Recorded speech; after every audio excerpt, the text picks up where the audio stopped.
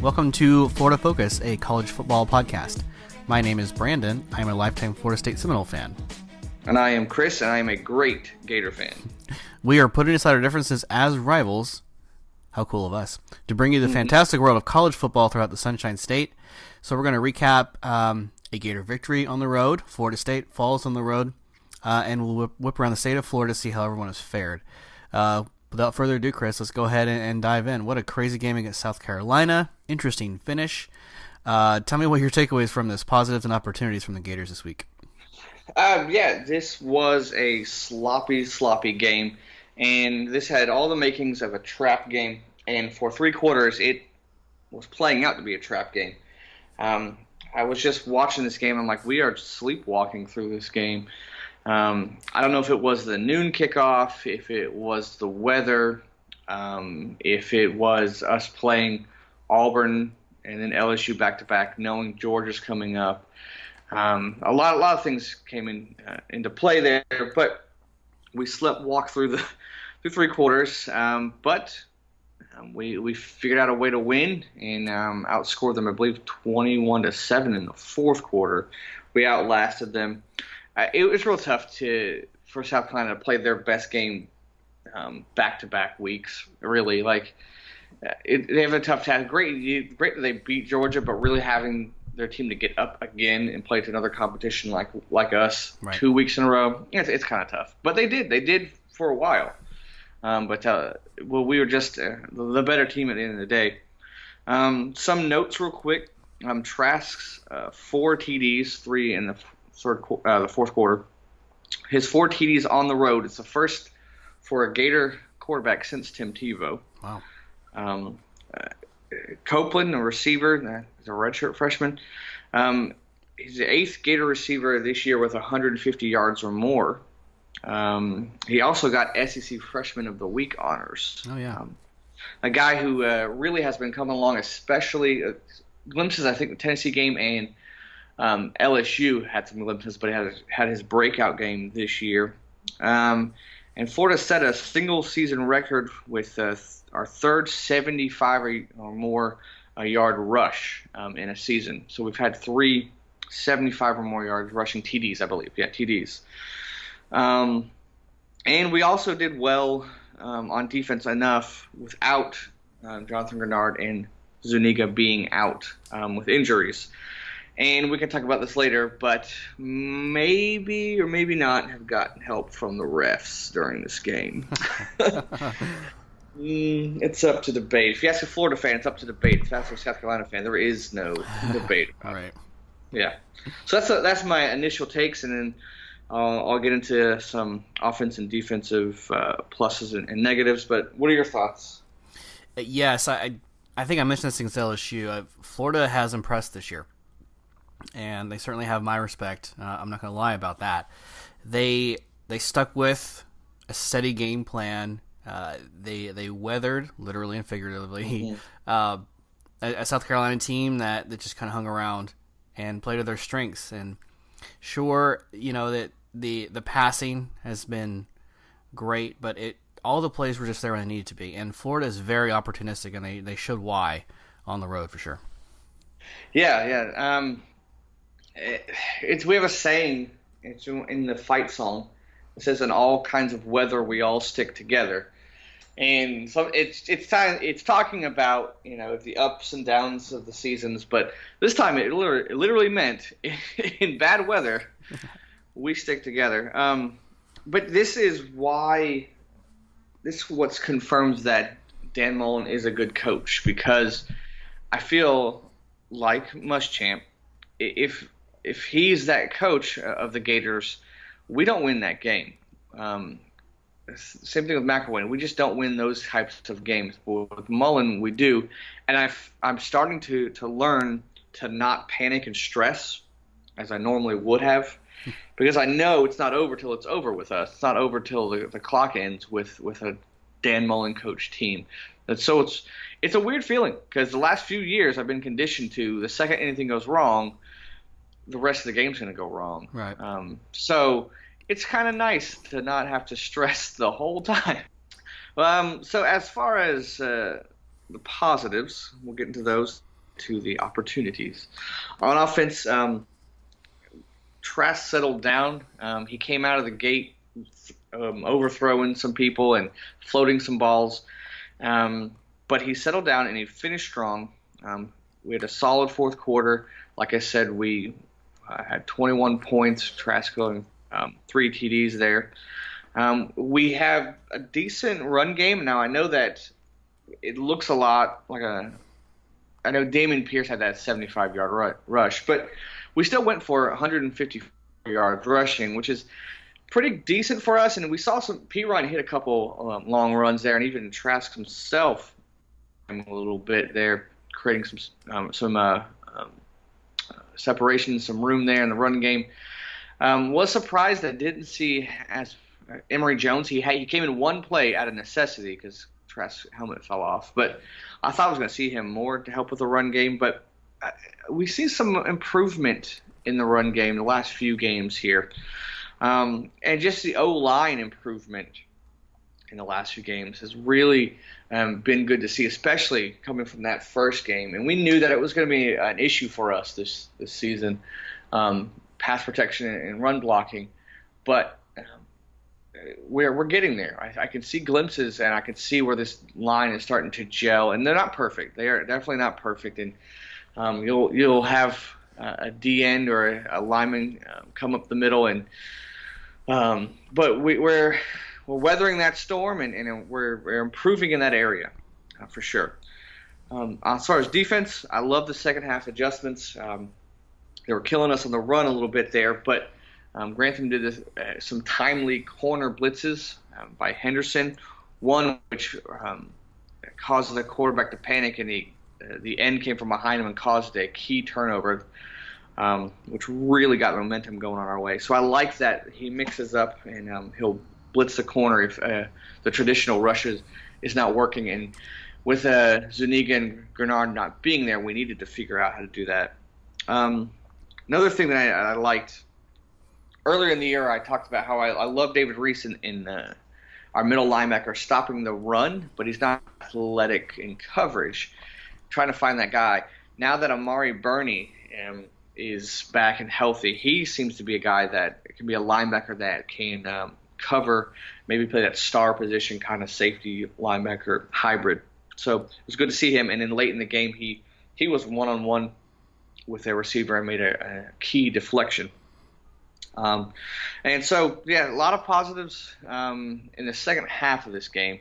We weathered the storm. We weathered the crowd. We weathered not playing great and kind of sloppy, and we found a way to win. As far as rooms for improvement, our rush defense was sad. It really was. We gave up over 200 yards rushing, and what really killed me was the draw. Credit to South Carolina. I don't know if they saw it on tape or what, but they realized, hey, no matter what the down is, hit Florida with the draw. It's going to work. And what kills me is giving up a draw on 3rd and long, and it going not only for a first down, but one play went for a touchdown. We finally figured out how to adjust to that and stop that. But I was just like, man, if we can just get to a point where we're ahead and they have to throw more, we'll be fine. But it was so close, and the running game was killing us. So that was annoying. Really was. And like I said, the slow start. D lineman was lining up offsides twice in the first drive. Yeah. One was a key one, which they ended up scoring. Like I said, Kyle Trask had some bad throws. There was one play early where he was throwing a screen, but the receiver didn't know that they were throwing a screen and wasn't there. And one little nitpick, I guess, I could say at the end of the first half, it was 10-10. We have the ball with a couple timeouts left. And, you run the ball to see what happens. If you get some yards, then you'll pick up the tempo and try to get some points with like a minute left. Well, we did that, and we got a first down. And in the second run, we got a good chunk. But I would like Mullen to at least try to go down for a field goal. We have a good kicker who made a 48-yarder earlier in the game. I would have liked to get some points going into halftime. Okay. That's just – in hindsight, after a win, it's easier to defend that call for Mullen for sure. But if I was to nitpick the play call, I would have liked that. But all in all, I liked that we won. I like how we handled everything, and we found a way to win and finish strong in the fourth quarter. Sure. I think that some of the things that stood out for me, just overall observations, Florida's lack of return yard. I think they returned only one punt and one kickoff, and I would have liked to have seen that. I'm not sure if South Carolina special teams didn't allow that, but kind of surprised to see. You want to get your playmakers involved. That wasn't an option. There was one interception thrown. I think another one that was negated by a penalty. So got to be careful there. Yes, the rushing to me, again, I would love those explosive plays. It's something Florida State has lacked recently, but had early on in the season. So, yeah, I mean, you do take the caveat that, okay, we did get a 75-yard rush. However, you still earned it, so we still count that. But you're right. You have to say, okay, just putting that rush aside, not so dominant, getting off the push. So, did convert the fourth down they attempted. But the pass game continues to be really good, and especially down at the very end of the game when Florida is driving, and I think it was after the South Carolina turnover. You said, well, if they get 3 here, South Carolina's in it. If they get a touchdown, it's over. And you guys put it in the end zone. So, again, with the opportunistic scoring. Yeah. And so you got a comfortable win by 11. Yeah, and I think it was on that fourth down, Trask actually, surprisingly, he created some opportunities with his legs and waited and threw the pass to Pitts to convert that fourth. So good for him. And I knew he could throw. I knew that. I didn't know how efficient he was going to be, and surprisingly how mobile he is. He's not great. He's no Emory Jones. Emory Jones is the mobile quarterback, but he's mobile enough. So I like that. Okay. But we'll end with this. Let's talk about the refs. Let's talk about, just for a minute, what are your thoughts on some of the penalties or non-calls, if you will? Now, obviously, the one that really is, I don't know. I want to get your thoughts on this. The 75-yard run where Pierce is going down and Cleveland he's definitely holding the defender for a good 25 yards as he escorts Pierce into the end zone. What are your thoughts on that? And did you hear the explanation from the official that they brought in during the broadcast? And because I was watching it and I was like, well, that's a flag. Why aren't they calling the flag? I saw it.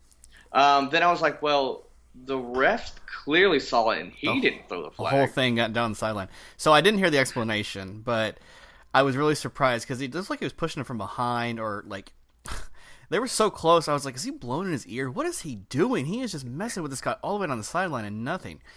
So I would have flagged it there. The bigger one that stands out to me is the offensive pass interference. Even the ref that chimed in on that one said, yeah, they missed it. But you also didn't flag South Carolina and started throwing stuff on the field. So maybe you forgive one of those and it trades off, but I don't. Clearly, the first half. Yeah, well, the first half, it was a play that it was a third down and they were throwing to Pitts, and the replay showed that the corner was just hugging him the whole time, blatant, and they didn't call it. Now, their non-calls for us were more costly, obviously, direct results in touchdowns. Yeah, the pick play, for sure, we should have got flagged. On the Pierce run, the official that they called in, he said that the defender wasn't making a play towards the ball, like he wasn't going across Cleveland to make the tackle.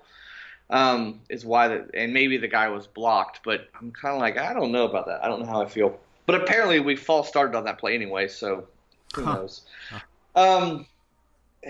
Muschamp wasn't happy about it for sure. He sounded off a little bit. Right. He'll probably get fined.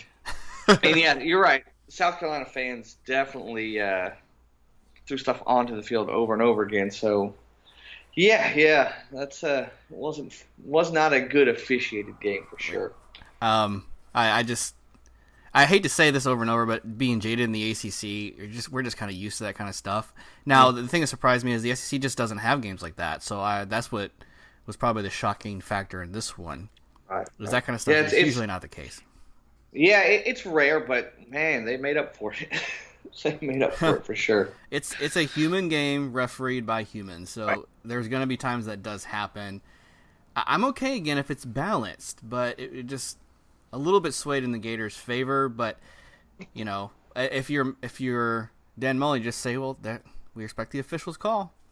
And that was the call in the field, and you know, sometimes he probably would take the classier road, and if it was against him, he would have some words to say, but he would also in the end probably reiterate.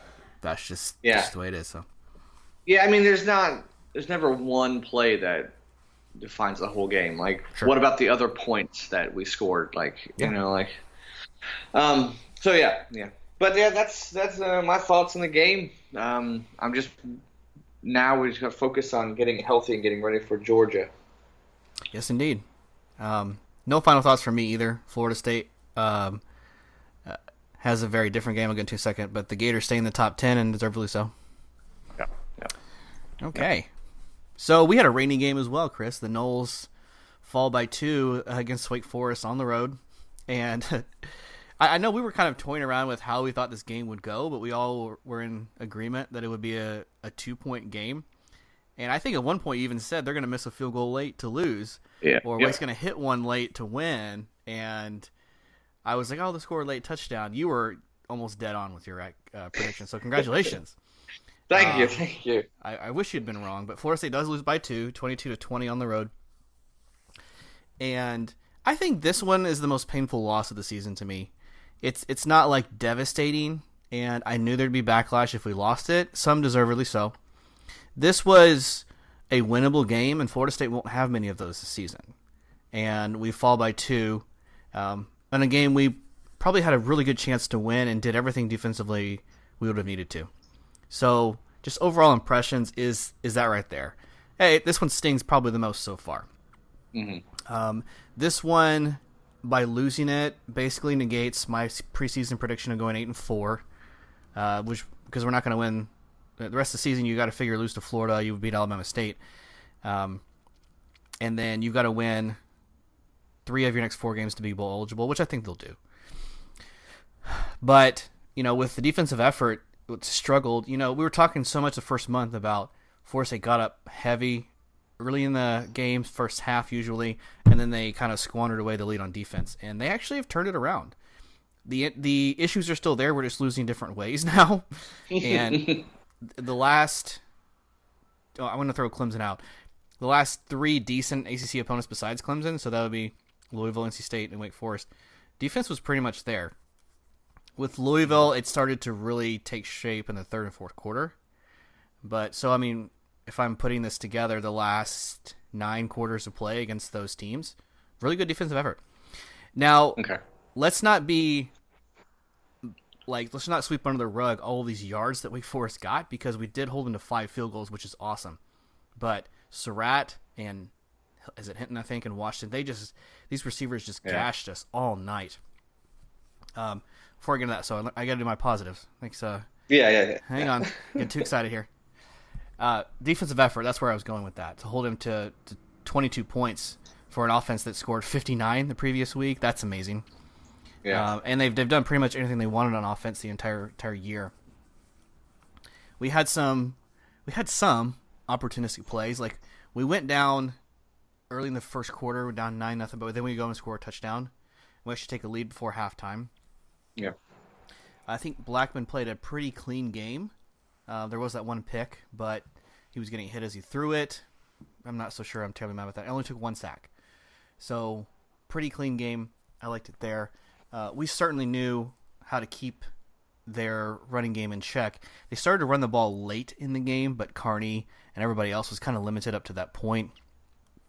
And red zone, forget it. They only scored 1 touchdown. We held them to 5 field goals, as I mentioned a couple of times already. So, really good for us. I'd like to mention more positives, but you know, the stats. Trey McKitty had probably the best game of the season. He actually led the Noles in receiving yards, I believe. Terry was Well, He was second. McKitty had the most catches, I think. Yeah, for sure. Yeah, he did that. Terry, well, I'll wait for him on the opportunities. Never mind. Gabe Neighbors got involved again, which I liked. We had mostly good Akers. I mean, he went for over 100 yards again, 2 touchdowns. And so, man, this guy, just what a season. Too bad he's gone next year. But before I go on the opportunities, what were some of your thoughts on what Florida State did well? Yeah, well, I was thinking the same thing with McKitty. Like, he's becoming a weapon now that some of your receivers are going down. Terry he's always good for that one long bomb, which he produced, and for sure Akers 157 yards rushing, almost 50 yards receiving, and then 2 touchdowns. He is definitely a playmaker, and he needs to get the ball more. I like how they're throwing it to him too, which is good. Yep. And Blackman did good creating some more time to get the ball to receivers. Of course, with that O-line, you need to. But he did a good job. And like you said, that one pick, he had a guy right in his face. But to come out and hold them with the first 4 chances to score, they held them to field goals. It was really good. And I like how they scored right before the half to get that momentum to go into the second half. Right. Yeah, so that was you're completely right on all of that. The pick by Blackman wasn't the greatest decision, but I can forgive that because his overall game was good, and he was taking some heat on that play at least. The other thing here is I liked how Florida State got after it somewhat on special teams. I don't think they really caused 2 fumbles. Their punt return game is just not good. Special teams in general for Wake Forest is not good. So that's the area I would have liked to have seen a little bit of improvement from. But we did have 3 returns to their 4, and we had way more yardage. Wake Forest actually gives up a lot of kick return touchdowns. So that's something that we didn't get. And that's why I like that DJ Matthews did try. Even though he looked dead to rights in some of those returns, that is actually still the right decision to take that risk because he's so dangerous and they're so bad. Yeah. So, okay, well, let me go and get the opportunities out of the way. Clock management. This is one of the only times, Taggart, I really just scratch my head and I really have to disagree. We give up the lead with about 4 minutes left in the game. So then we drive down and say, okay, well, this is it. We have to score here. We get into field goal range and takes a timeout on 4th down. So if you're going to do that, you need to go for it. It would have been a long field goal attempt. It would have been 50 yards. 4th and 6, not terribly long, not ideal, but you can still get it with your with a guy like Akers. Yeah. Right. Plus, the tight ends having the games that they were having, 7 combined catches, maybe you throw it to them. The one thing you don't do, in my opinion, is call a timeout and then kick a field goal. For 2 reasons. Number one, you may need that timeout. Turns out it would have saved us 40 seconds. And secondly, if you actually go for a field goal, they're going to be prepared for a fake. So you wouldn't do that. And the other thing you wouldn't do is rush up to the line and go for it on 4th and 6. You want to get your ducks in a row, make sure you got the right play call. So I can't really excuse that one. That's on the coach, in my opinion. Early on, I was actually very much against going for 2 after we went up 20-19. Looking back on it, was the right call. I just don't like that you got a 50% chance of making it. And why do we continue to call trick plays in situations like this? I don't really understand it. They decided there was this reverse comeback to DJ who threw it, and he scrambled around forever and then threw an incomplete pass. If you're going to do that, why don't you do it to Akers? I like DJ doing those plays, but probably not a 2-point conversion. Yeah. So, wasn't a huge fan of the play call there, and that's not the first time that we've gone down and done something like that. So frustrating. Aguayo, you want to say it's time to move on, and then he has a great game. That was his only field goal attempt of the game, and he missed. Now it's 50 yards. I get it. But why just not go for it there if you're that concerned? At least you get closer and make it easier, or heck, maybe you put it in the end zone and the game's over. The reason I didn't put Akers in the excellent category is because he lost a fumble. Now, it was really close, but it was coming out. I think it was a fumble, and that's his, if I'm counting correctly, his 9th of his career. Wow. So that's a little bit concerning. Wow. So if he's going into the NFL next year, which we all think he is, you have to be worried about that. He's elusive. He's like a greased pig out there. You can't tackle him. But I think when he starts to get tired and worn down / inside the 30, he gets a little bit careless, and that's usually when those fumbles happen. So have to work on that. I'm trying to relax. Well, with here. that, that's where a second running back comes into play, so he doesn't have to take all those carries. He had 30 carries for the game, not to mention the receptions. Having that second back I thought maybe Laborn would be that guy, but he only had 5 carries in this game. You're right, and like the plays that he had good presence, and he can definitely get after it. But they're just not giving as many touches as you probably would like. Or there's no third running back this year for Florida State, and maybe there just is no depth, and so that's a little bit concerning. That won't be the problem next year, from what I've seen in recruiting. But you're right, Laborn is not a huge threat if Akers is not on the field, or if they rotate him in, or if Akers is tired. So those are some things. I like that they got DJ Matthews involved, but I would like a couple more touches, especially running some screens. I think that a screen is like a punt on offense, where you're spreading out the guys. You got open space to make a move, and I just don't know why they don't try that a little bit more. You mentioned the injuries. I mean, this is neither a positive or negative. It just is part of the game. Yeah. Fortunately, I mean, you never like to see a guy go down with injury. This is the one position we actually have some depth, and we can actually recover, and so that's playing to our advantage. Where we don't have depth is running back. I just mentioned that. And we have 2 decent tight ends, so we'd probably be okay there if one guy gets hurt for a little bit. Offensive line, no depth. Pretty much quarterback, no depth.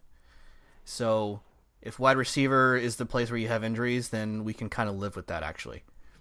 Right. So we kind of lucked out there. Where we didn't luck out was, I mentioned the punt returns. I mean, how bad can you get with those muffed punts with Wake Forest? One of them hits another guy and goes out of bounds. We couldn't recover it. And another one, he drops it but falls right on it.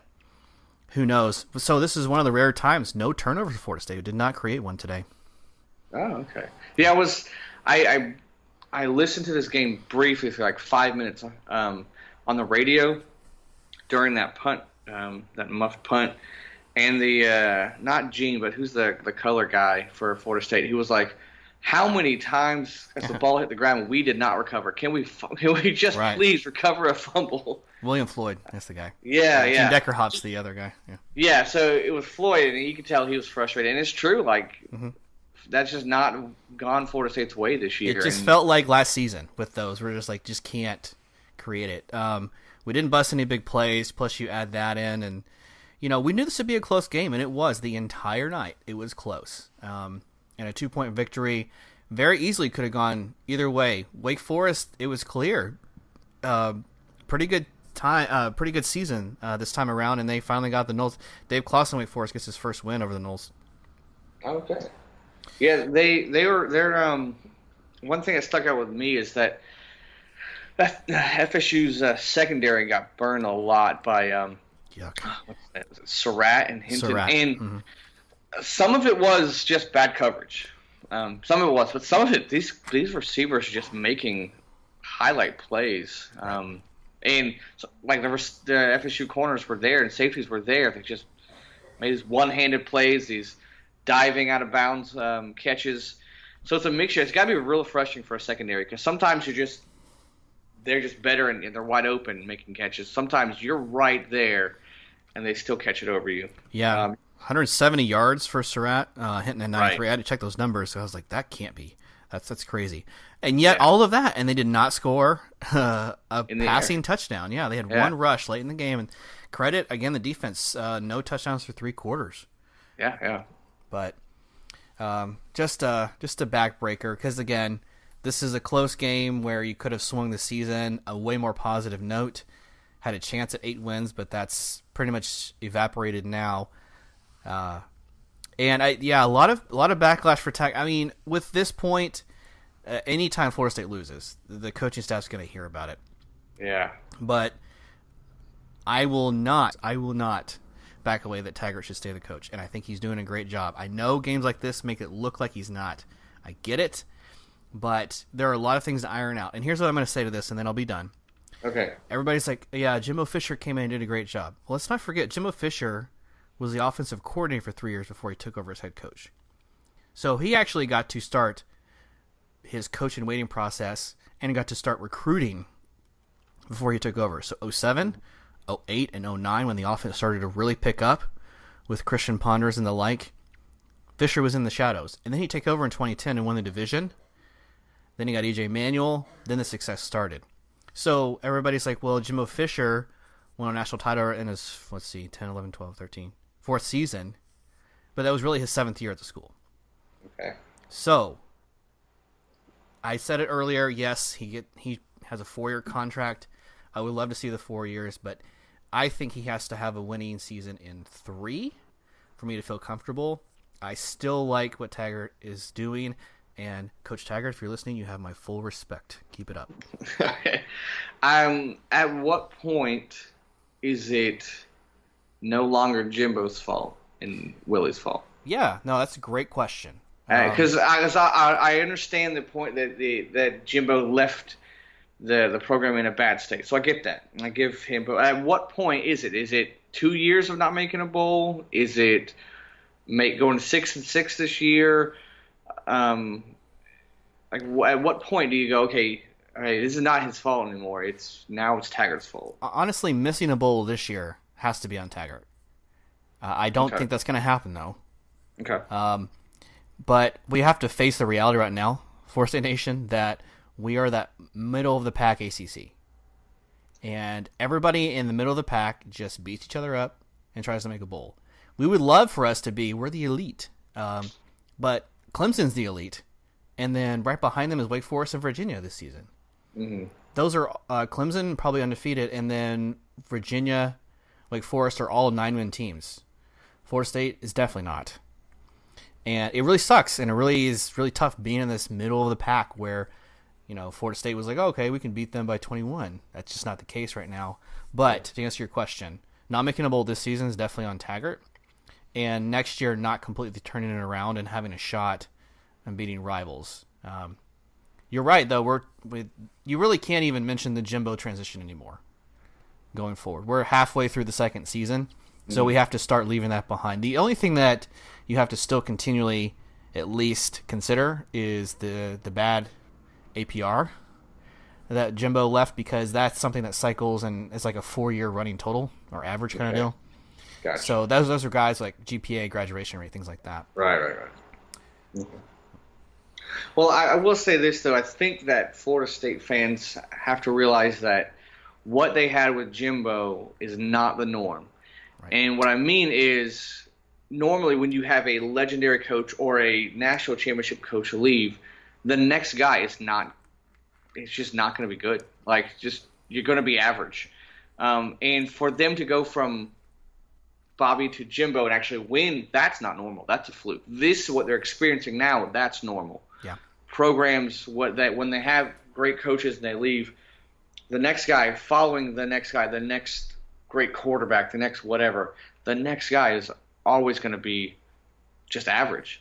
Whether it's comparison, whether it's pressure, whether it's whatever, he's just going to be average. So this is actually normal.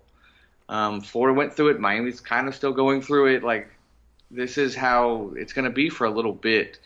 Now, whether it's going to be Taggart in a few years getting them or someone else, don't know. But I think maybe Florida State fans might be spoiled a little bit with what the transition they had earlier from Bobby to Jimbo, because that was actually still successful. But this is actually how it normally goes 9 times out of 10. That is a really good point, Chris. And I'm not going to add anything because you're absolutely right. Well said. Thank you. But I had no other thoughts on the game. Anything else from you? No, it was a crushing one for sure. Like you said, it stings more than the other ones because this is a game that you could have won. It's a winnable game. Now you have to focus on the other winnable games and figure out how to actually pull them out. Yep. All right. So Noles losing the road. Let's go ahead and move on to the Miami Hurricanes. LOLOL. Speaking of winnable games, Whew. I just sat back and I said, I can't believe this is happening. Yeah. Miami loses in overtime to Georgia Tech, and yes, Georgia Tech is still the worst team in the conference. Just off the top of my head, I would say this is probably the worst loss for Miami in about 5 years, and I don't think I'm exaggerating there. This is bad. Yeah, I have to go back too, but this is a crushing one because you're at home. Georgia Tech is, I think to this point they hadn't won a conference game yet, and you just, it was a rough one. You don't look good doing it too, and that O-line is just sad, and the defense that was great is not great anymore. Yep. It's a perplexing for sure. Yep. I think the thing that stood out to me was had to be special teams. Georgia Tech gets a touchdown off of a fake punt. Right. Miami's kicking game just totally disappeared, and you let Georgia Tech just constantly capitalize on mistakes, and you just kept them in the game. Sometimes, like, you keep a team in the game because you make a mistake or two, and then they play well. This was totally on Miami. Georgia Tech did not earn a lot of this stuff there. Yeah, and they also kind of give a bad break, I thought, when they're going. It was in overtime, end of the game. They're going for it on fourth. I thought, was it Jordan that they threw the ball to? Yeah. I thought he was past the line, and the guys in the booth were trying to explain how he was forward progress. He willingly went back, but like after the play, I was like, why are we even talking about this? He was clearly past the line. So that's got to sting too, losing that way. Right. Tough times for the Canes and Diaz. I thought switching to Perry would get them back on the right track, and he did okay, but still, there's more issues than quarterback for sure. Right. And they make mistakes in different areas. So it's like never can anything gel together. So it was special teams and this week, but in the past it was the defense, like they couldn't stop Virginia Tech, or the defense stopped Central Michigan, but they only scored 17 to win that game. And it's just a myriad of things that go back and forth that are crushing. And Miami now sits at 3-4, just like Florida State does. Yeah, it's kind of like one of those cartoons where the boat is sinking, you plug one hole, but another hole pops open, so you go to plug that one, and another hole pops open, and that's kind of what's like going on in Miami. And I thought they were going to step back, but not as much as they are right now. Right. We're looking at a Miami team that preseason a lot of people thought may even sneak out and win the Coastal, and here we are again, struggling to get to a bowl. Yep. All right. I'll go ahead and move on to UCF. Yeah. They do beat East Carolina at home. They looked pretty decently doing it. Running game improved slightly, not leaps and bounds, but at least they showed they could still do it. All right. Gabriel throws really well. Gabe Davis continues to catch a lot of passes. He may be going to the NFL next year. We'll see. They get up really large in the first half, and then East Carolina just chips away. So the Pirates never gave up. They constantly scored. They even got a blocked punt to open the third quarter. Third quarter, they scored, I think, 22 points. Or was it 20? I don't remember off the top of my head. So UCF definitely does not cover the spread in this game, but that's because they just didn't see any need to try in the third and fourth quarters. They only score 6 second-half points. Darryl Mack does get some playing time, but I think that's fine. East Carolina was down early, but unlike the UConn game, they actually fought back and scored. Colton Ahlers, the quarterback for East Carolina, did a decent job, and he's kind of dangerous as a dual threat guy. He's not having the season you think he would, but still a good game. And I think that East Carolina should be proud of their effort on how they played against the Knights. But the Knights do leave home filled with a win. Yeah, and they start off hot like they always do, but Didn't really finish like you'd want them to finish, but still won comfortably enough. Yep. And win's a win. Exactly. So, yeah, they win 41-28 at home. I'll let you go ahead and go down to South Florida, talk about the Panthers and Owls. Yeah. So FAU, the Lane Train, they had a game against Marshall. They lost 31-36 in a back and forth game. Yeah. It was actually a really fun one to watch. But Marshall, the go ahead 17-yard TD run with 36 seconds left, and this was tough because I thought FAU. This was definitely the one that they could have won, maybe should have won, but could not pull it out. Credit to Marshall for hanging with them. And, this is a tough one. There really, really is, because you come out up early on them, but they're just trading points back and forth, but Marshall ends up winning at the end. Yeah, I thought when FAU scored with about, 3.5 minutes left, I thought it was over. I thought they would hang on to win, but they gave up that touchdown to Marshall. On night they played really well, but you're right. Definitely entertaining value of this game for sure. Yeah. Just some notable stats. Davidson, who had been going the last few games, only 52 yards and a touchdown. And Robinson had a couple running touchdowns, but 362 in the air.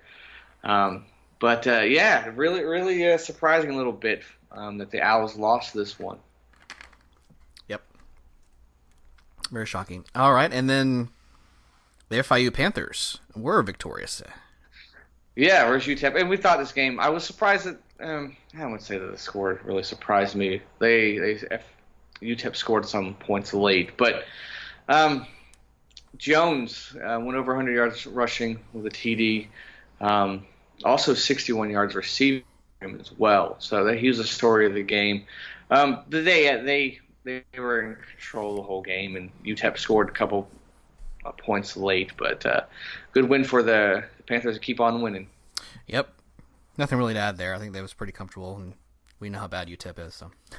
Yeah. All right. And speaking of bad. Well, the good news is South Florida scored. Bad news is only 3 points. And, yeah, Navy seems to be legit this year. They beat South Florida 35-3. And USF back to their losing ways, and they're coming off of a couple of wins recently. They ran into a buzzsaw. Navy, just the triple option killed their defense. They created no opportunities for themselves. Barnett, we find out their starting quarterback is out for the rest of the season. McLeod, whether you like him or not, is the guy you got to ride the rest of the year, and it's pretty shallow beyond that. Nobody gets involved, and that's something you didn't see from the previous weeks. So I didn't think they would just lose this bad, I guess, but I don't know what to expect from this team anymore. Right. The last few games they've been playing better, and Cronkite was getting it going, and you thought it'd be more competitive. But, yeah, I was a little shocked when I saw the final. I was like, was that only 3? Yeah. Yep. Yeah. Bad. Very bad. Okay. Wow. Well, what a week. That was, let me see, sure. Week 8. 8. Got to do all the math here because of the bye weeks and all that. Okay. So going into week 9, talk to me about the Gators.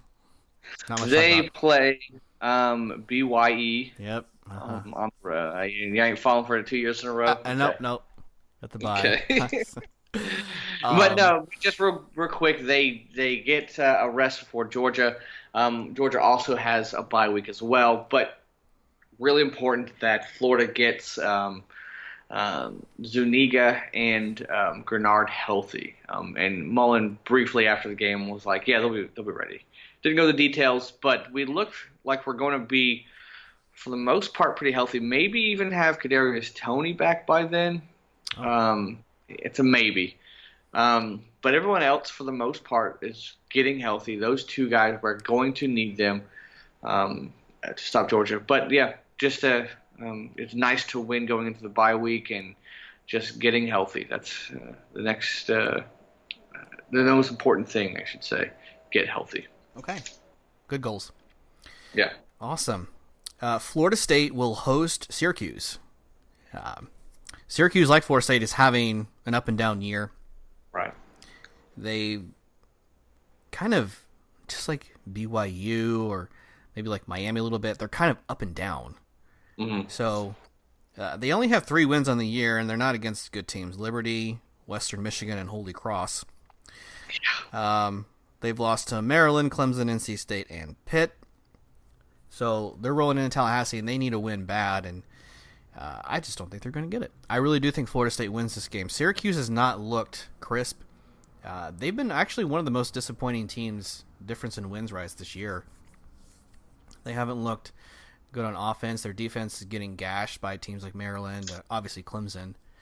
But the winnable games for them, they're not pulling them out. At least Florida State shows up on an improved Louisville team and NC State. And then they lose. We've lost all of our games. We're close except for Clemson. So we can definitely keep it close against the equal or better teams. But I was kind of surprised to see the early line, like Florida State's favored by almost 10. That's kind of shocking to me, but it also is like, I'm like, whew. Finally, I was like, I wanted to say we're going to confidently win this game, but I was like, well, let's wait and see what a non-biased party like Vegas says, and they agreed. So I feel a little better about saying the Noles shouldn't struggle in this game. Now, you got some things to iron out, and your offensive line is not improved, so you got to be careful about things like that. But getting back home, I really do think Florida State does win this game. Yeah, I'd have to agree. Not so much from what I see Florida State, but I've seen nothing from Syracuse that suggests otherwise. This is a crucial game for Florida State. Crucial. They need this win just for morale, for bowl, for everything. The program, Taggart, they need this game. And I think there's going to be too much for Syracuse. I say if the spread is still 10, I say they barely cover. I'm going to go Florida State, say 31-20. Just because Florida State really hasn't shown that they can blow anybody out yet. And that O-line is not looking good, but Akers does enough, Terry does enough, Blackman does enough, and right. D does enough. Yes, and that's the thing that really makes me hopeful is the defense has really turned over a new leaf these last couple of games, and that's comforting. I thought this would be a year we'd be struggling defensive the whole time, like 2009 when we just couldn't stop anybody. We gave up 40 a game. At least the defense knows kind of where to go. They're still getting gashed in certain areas, but that's a lot because of youth movement, especially in the secondary. So, let's also make this clear and on record for Brandon.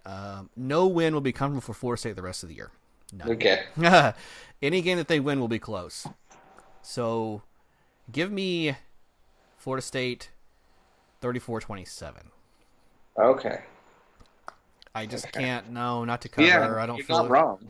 Don't feel comfortable with anybody coming forward. But again, all winnable games, just like Wake Forest was winnable. Everybody, we should be a coin flip against, I would think. Right. Yeah. You're not wrong in the assessment that it's going to be close. I think they're all going to be close from here on out. Yep. That BC game is going to be huge. Yeah. So I think Florida State gets the win. They didn't look good in a lot of areas of first week, but like I said, Syracuse, there's nothing that I'm seeing from them that really scares me too much. Gotcha. Yeah. Right. Let's see. Miami travels to Pittsburgh. Yeah. That's next. And this was probably going into the season a toss-up game, but now I don't see how Miami wins this unless sometimes Pittsburgh likes to lay an egg too. Right. In the past, though, maybe you can count on them doing something stupid, but Miami's just not looking good, and their confidence has to be low. If they can't win home games versus inferior opponents, I don't know how they're going to go on the road against a middle-of-the-road ACC team like Pitt, who has beaten UCF this year. And they lost close to Penn State. So, yeah, you gotta go Pitt on this. Yes, Pittsburgh, pretty surprising team, and I think they've kind of jumped over Miami as maybe the second best team in the Coastal. You're right. Now they have their weird moments, like they just struggled against Duke but came back late. They only beat Delaware by 3, and then they beat Syracuse by a touchdown. So they're definitely not a team that puts you away ever. Yeah. They always win close. But I think they have just better coaching. What is this, only the third time this entire year that Miami leaves the state of Florida? And I think it shows. I think they're going to lose on the road. Okay, yeah. Same here. Okay. All right, who we got next? Let's see. Why don't we talk about South Florida and East Carolina? So East Carolina gets to take shots at the Central Florida teams. This one is in, was it Spartanburg, South Carolina? Is that where East Carolina plays? I have to check that. Good question. I should know this. But I don't. Yeah, and this will be a pillow fight. This is another one of those really interesting matchups. It's not going to be UConn bad because East Carolina's better than them. But East Carolina's shown me enough. I'm going to take the Pirates to win here. They have an offense where they can dual threat you to death. They showed me against UCF, that they can get special teams going. They blocked a punt and went for it for 2 for a lot of reasons. I don't know why, but they were getting blown out, so it didn't really matter. South Florida, I just can't count on them to have a decent game offensively. I mean, I guess their best win of the year was BYU, and then they beat BYU, and then the following week BYU beat Boise State to knock off an undefeated team. So I have no idea what to expect out of those Cougars. Who knows? Yeah. So I'm just going to take the Pirates here. I think they get it done at home. Yeah, especially with was it McLeod being out for the year? Barnett's out. McLeod's in. Yeah. Okay, so Barnett's out. Yeah. Yeah. East Carolina, they showed some grit against UCF, and I'm really low on South Florida now. If it's at South Florida, maybe closer to picking South Florida, but going on the road, I don't see how they win. It's going to be an ugly game. It's going to be probably real close, but I'm going to go East Carolina on this. Yep. Both teams will look decent here, probably score in the 20s or 30s. Yes. So, okay. All right. Well, I'll let you go down to South Florida, Chris, but maybe FIU taking on Middle Tennessee. Yeah, this would be a good one. This would be a really, really good, interesting matchup. Middle Tennessee, although they're 2-5, I think they're better than the record shows. But FIU is on a 3-game win streak. Yep. And I think they got things clicking enough now. I think it should be close, but I'm going to take the Panthers on the road. Can I quote the Sunshine Scooter? Not so fast, my friend. Uh-oh, okay. Give me the upset here. Give me the Blue Raiders. And I think I need to catch you on picks here. That's probably the reason why. Okay. But just when you think a South Florida team's humming along, they lose a game. So why not? Give me Middle Tennessee to win this one. Yeah, and like I said, I think they're a better team than the record shows, so I don't think you're too crazy on it. And like you're right, FIU sometimes just, hey, if things are going great, let's stop. So hope they don't. So I think FIU's rushing attack last week just underperformed with Jones, and so I was kind of disappointed to see them take a step back. But I honestly don't have a whole lot of reason for picking them. I don't really know a lot about Middle Tennessee State, to be completely honest. But I'm still going to take the upset here. Okay. Fair enough. It's pretty close anyway as far as the spread goes, so why not? Yeah. All right. Okay, and then Florida Atlantic, the Owls go on the road to Old Dominion. Yeah, this is going to be a bounce-back game for FAU for sure. ODU is 1-6, 0-3 on the conference. They've played some tough people, but they haven't won anything, so the FAU for sure. Yeah, last year they did catch them. ODU had a pretty good squad last year, beat Virginia Tech, and then also beat Florida Atlantic. But you're right, not the same squad anymore, and I think the Owls win. Yeah. All right, very good. Well, any last thoughts on Week 9, or did we get everybody? I think we're missing the Knights and the Owls. Well, so there are more thoughts then, of course. Yes. Just cover the Owls. But yeah, UCF goes on the road to Temple. Temple's improved this year. I really like what's going on there. This will be tough. We know already UCF has lost 2 games on the road.